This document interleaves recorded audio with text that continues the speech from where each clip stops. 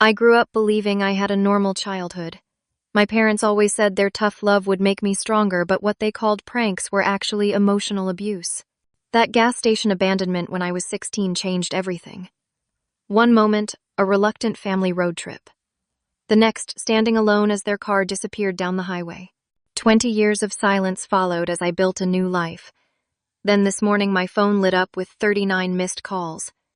Before I share what happened when my parents finally found me after 2 decades, let me know where you're watching from. Hit like and subscribe if you've ever had to rebuild your life from zero, because this story shows that sometimes walking away is the first step toward healing. My earliest memories are filled with what my parents called practical jokes, but were really just cruelty disguised as humor. My father, James, was a tall, imposing figure with a booming laugh that would echo through our house whenever he successfully humiliated me.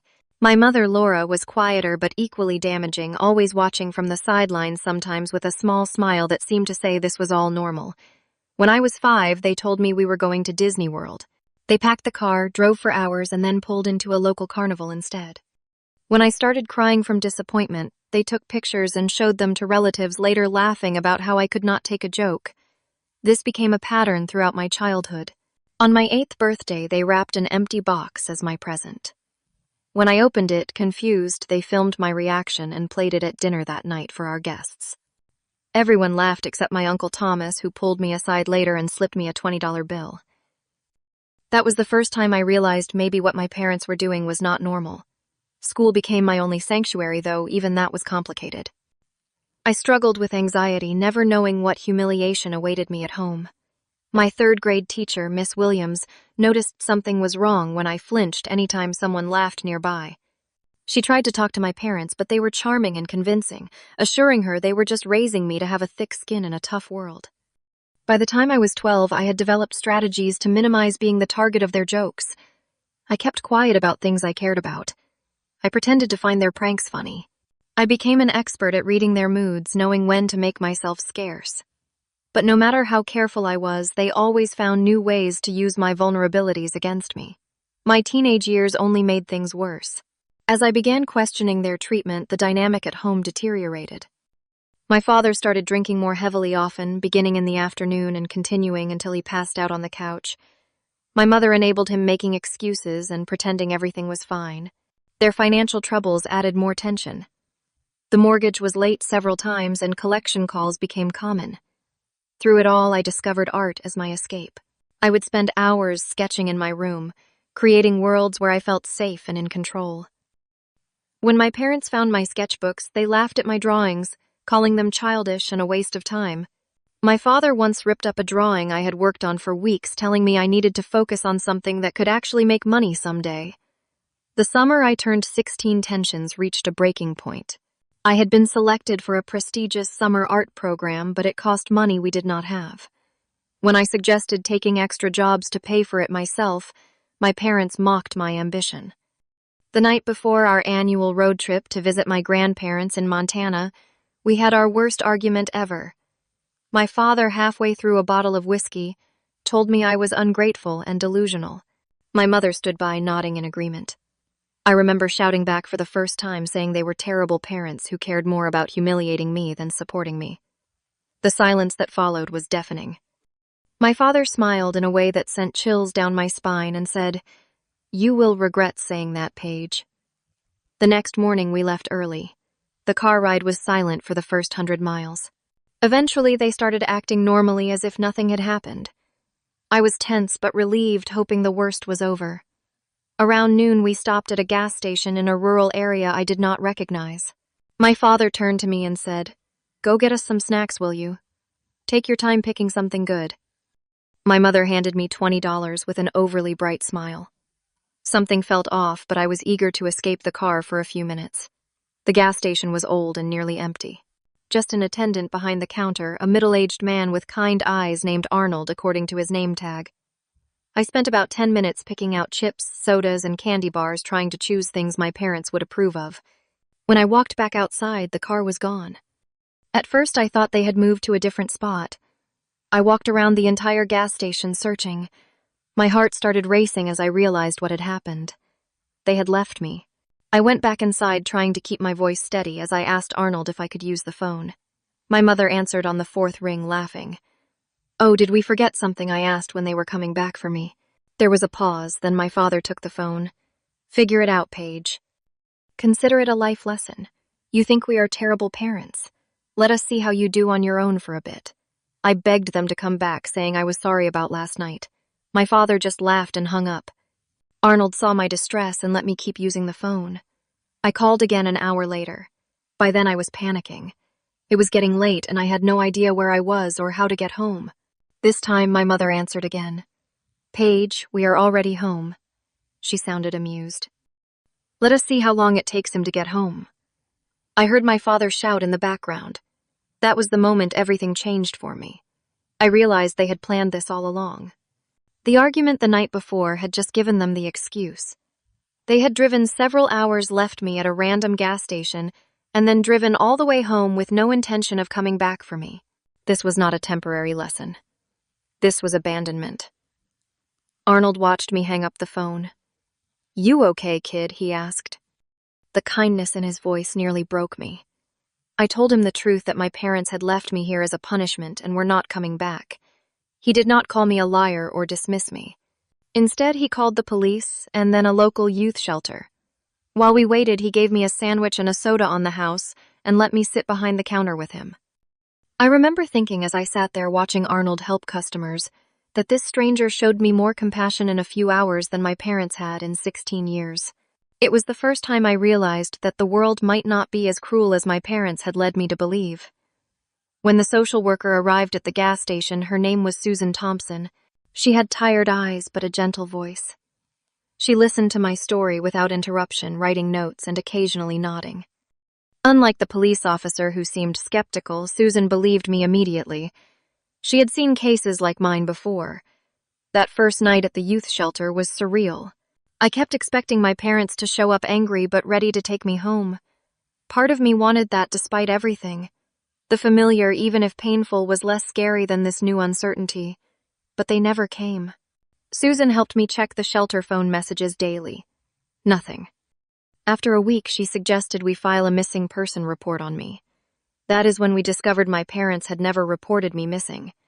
The realization was like a physical blow. They had completely washed their hands of me. Surviving in the shelter system was hard. It was overcrowded, understaffed, and often felt unsafe. But I was determined to make it work. Susan helped me enroll in a local high school to finish the school year. I found a job washing dishes at a diner a few blocks from the shelter. The owner, a gruff man named Frank, did not ask too many questions when I said I needed work. 3 months in, I met Jack Russell.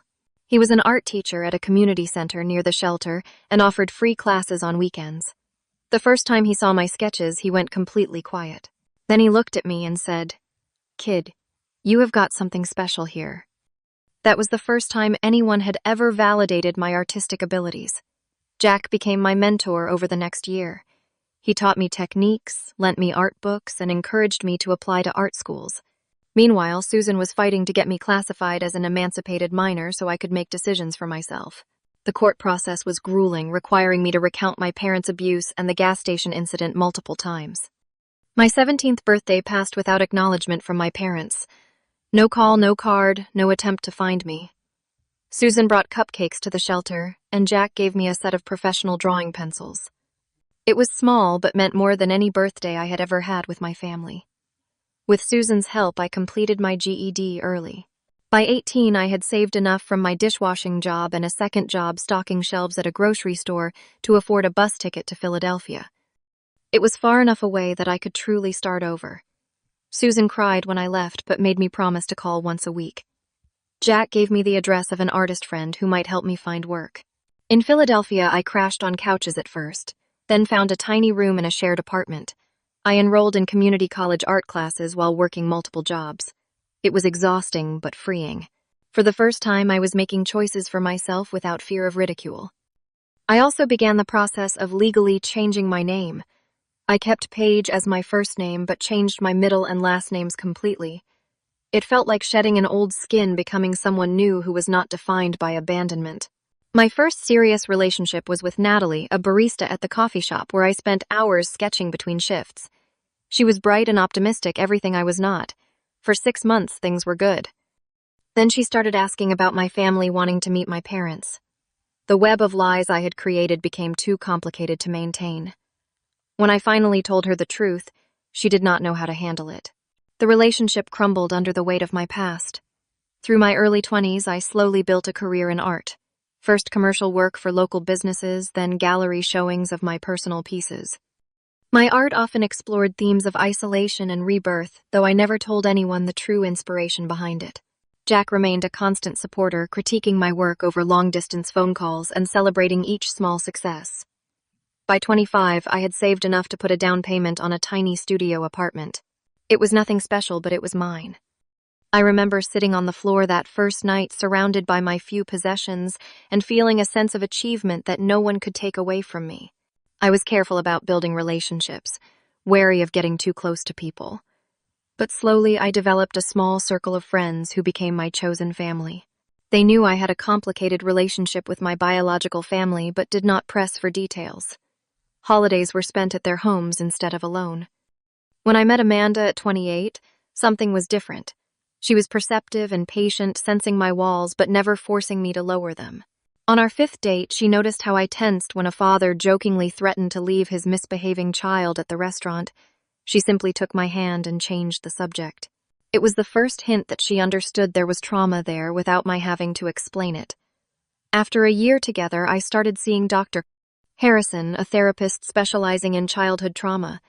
It was Amanda who gently suggested it, noticing my nightmares and panic attacks. In therapy, I finally began processing what had happened at that gas station and all the years of emotional abuse that preceded it. As my art career flourished, I became more financially successful than my parents had ever been. I moved to a spacious loft and opened my own small gallery. Each milestone felt like a victory over their prediction that I would fail without them. But with success came visibility, and with visibility came risk. I became vigilant about my online presence, using only my new legal name professionally and avoiding having my photo published whenever possible. For nearly 20 years, this strategy worked. I built a life entirely separate from my past. I rarely thought about my parents anymore, and when I did, it was with a detached sadness rather than the raw pain of before. I was happy, successful, and loved. I had proven them wrong in every possible way. The exhibition that changed everything happened when I was 36. It was my most successful show yet, featuring a series of large-scale paintings exploring the concept of home. The irony was not lost on me. A prominent art magazine covered the opening, including a photo of me standing next to my work. 3 weeks later, I received an email with the subject line, "Is this really you, Paige?" It came from an unfamiliar address but mentioned my birth name. I deleted it immediately, heart racing. I told myself it was probably spam, a coincidence. But deep down, I knew. More emails followed, then voice messages on my gallery phone. I filtered and ignored them all. Then a cousin I had not seen since childhood showed up at a gallery opening. He approached me cautiously, saying he had recognized me from the magazine photo and told my parents he had found me. I made an excuse and left my own event early, shaking. I hired a security company to install better locks and cameras at both my home and gallery. I changed my phone number. I stopped attending public events. But the attempts at contact continued, growing more desperate and creative. The worst came when a private investigator appeared at my gallery, handing my assistant a letter. I locked myself in the back room, unable to even touch the envelope. Amanda came to get me, driving me home in silence, as I stared out the window, feeling 16 again. The morning I woke up to 39 missed calls. My father had suffered a minor heart attack. He was stable but asking for me. At least that is what the messages said. I had no way to verify if it was true or another manipulation tactic. My first instinct was to continue ignoring them, but something had shifted. The calls kept coming from numbers I did not recognize, presumably other relatives. My emergency session with Dr. Harrison was intense. We discussed what I owed my parents, which was nothing, and what I owed myself, which was closure. Amanda supported whatever I decided, but worried about the impact of reopening old wounds. For days I wrestled with the decision. Then a letter arrived at my home address, something they should not have had. The invasion of privacy was the last straw. I decided to meet them once on my terms to make it clear their manipulations would not work anymore. I chose a busy cafe near my gallery. Amanda waited at a nearby table, ready to intervene if needed. When they walked in, I almost did not recognize them. 20 years had aged them dramatically. My father, once imposing, now looked frail. My mother's hair had gone completely gray. They approached cautiously as if I might flee. The conversation started with awkward pleasantries. Then came their version of events, a twisted narrative where they had made a small mistake and I had overreacted by disappearing. My father claimed they had returned to the gas station hours later to find me gone. My mother said they had searched everywhere, filed police reports, hired investigators. I let them finish before calmly recounting what actually happened. The deliberate abandonment, the phone calls where they laughed, the fact that they had never reported me missing, which Susan had verified. Their story crumbled quickly. They shifted tactics, minimizing. It was just a joke that went too far. I was too sensitive.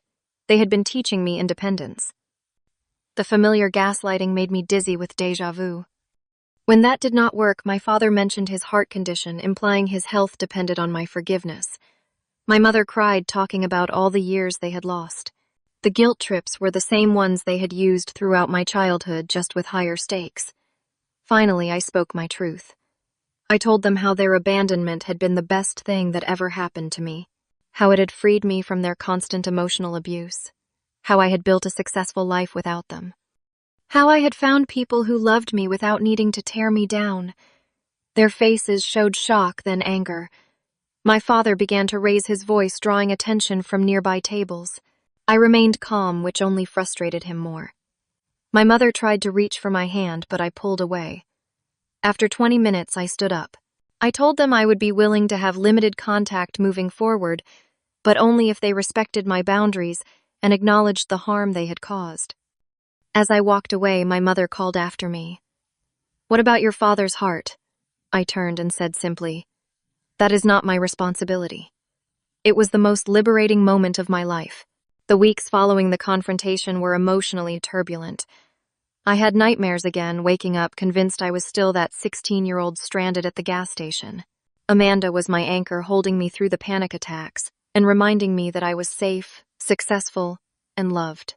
Dr. Harrison helped me process the meeting, pointing out how my parents had cycled through familiar manipulation tactics when confronted with the truth.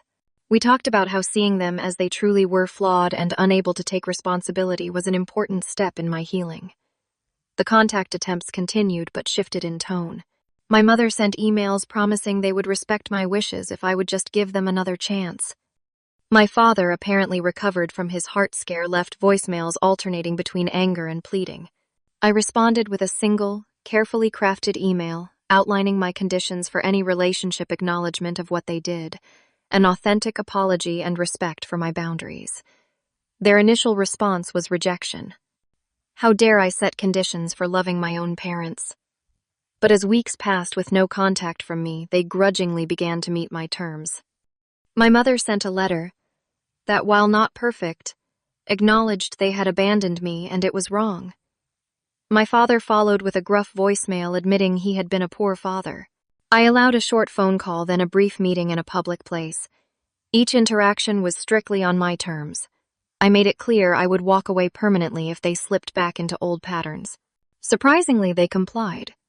Not perfectly, but enough to suggest they might be capable of change. 6 months after our first reunion, I invited them to one of my gallery showings. It was a controlled environment where I had support and could limit our interaction.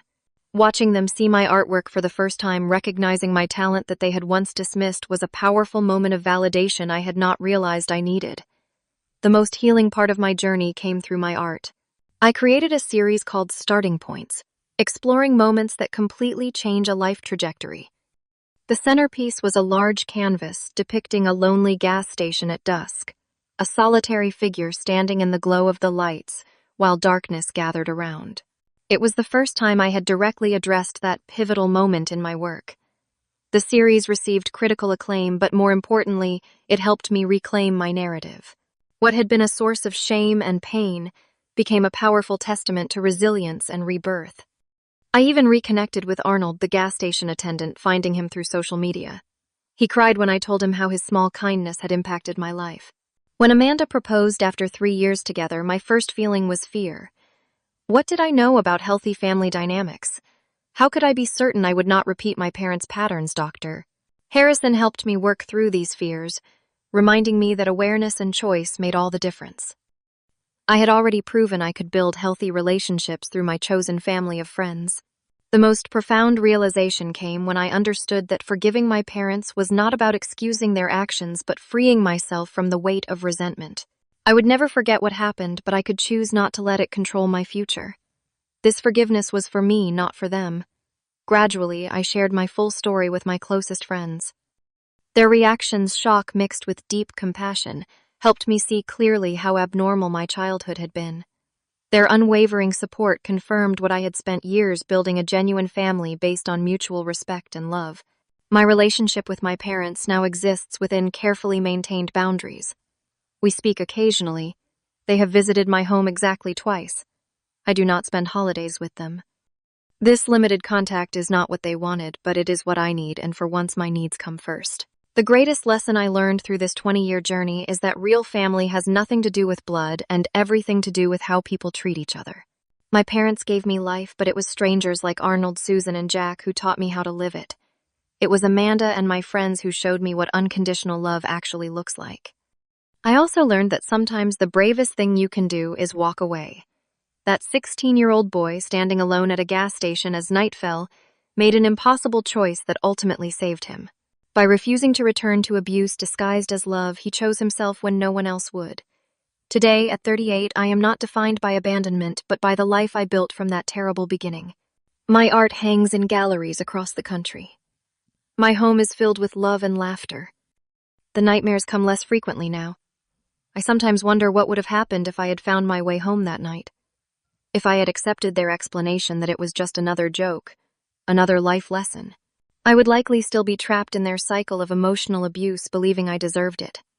That gas station was not just where I was abandoned, it was where I was finally set free.